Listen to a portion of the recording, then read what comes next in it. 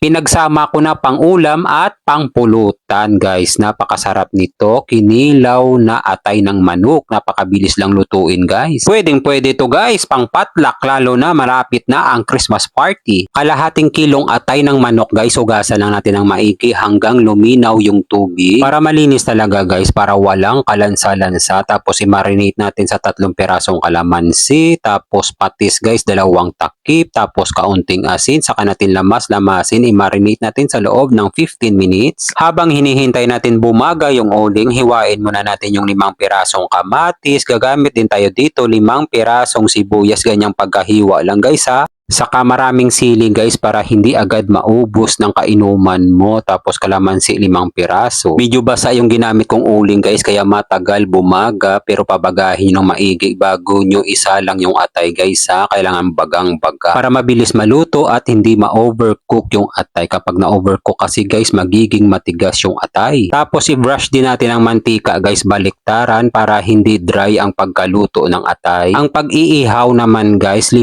minuto lang bawat side guys no. So 10 minutes lang hanggang maluto yung atay ng manok para sarap na sarap talaga tayo guys at hindi matigas ang pagkaluto. Yung ganyang pagkaluto guys ha, yung hindi siya sunog. Palamigin muna natin guys bago natin hiwain ng manipis na pahaba. Yung ganyang pagkahiwa guys para hindi mabilis siya maubos lalo na kasi kapag matakaw yung kainuman mo sa pulutan. Lalo na ganito kasarap ang pulutan mo guys, mabilis lang maubos to. Baka maghanap pa sila ng kanin. Nilagyan ko lang ng asin sa paminta guys. Tapos kalamansi guys, pigain lang natin ng maigi. Hinamay ko na sa paghalo, malinis yung kamay ko bago ko hinalo. Maganda kasi guys kapag kinamay mo, talagang mahahalo mo siya ng maayos. Napakasarap nito guys iulam sa kanin. Mapaparami ka talaga ng kanin. Shoutout nga pala sa ating mga kababayang OFW sa palagi niyong panonood. Ingat po kayo palagi dyan kung saang bansa man kayo. God, maraming salamat po sa biyaya na binibigay mo sa araw-araw. I-bless niyo po yung food na magiging silbing lakas sa katawan namin. Amen. Kain tayo guys. Kain Pinas. Tara guys, kain tayo. Kinilaw na atay ng manok.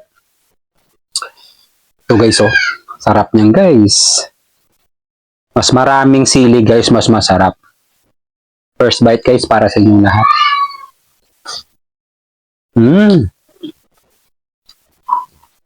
Yung lasa niya guys, napaka-natural. Kasi wala tayong masyadong nilagay na ingredients. Napaka-creamy ng atay ng manok. Nagbabalance kapag may kamatis, tangninguya, at sibuyas.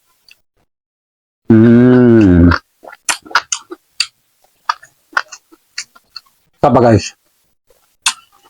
Try nyo to guys ha, napakasarap niya. Damihan yung guys ng sili no. Mas maraming sili guys, mas masarap.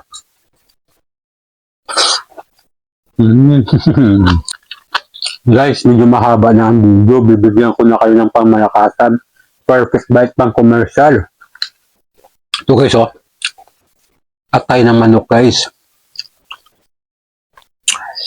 Lagyan natin ng kamatis guys ha. Yan. Tapos sili guys. Damihan natin ng sili. Para mas mahanghang. Yan, 3.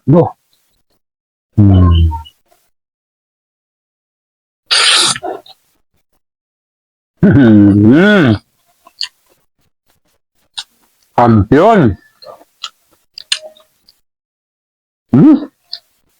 Sarap talaga.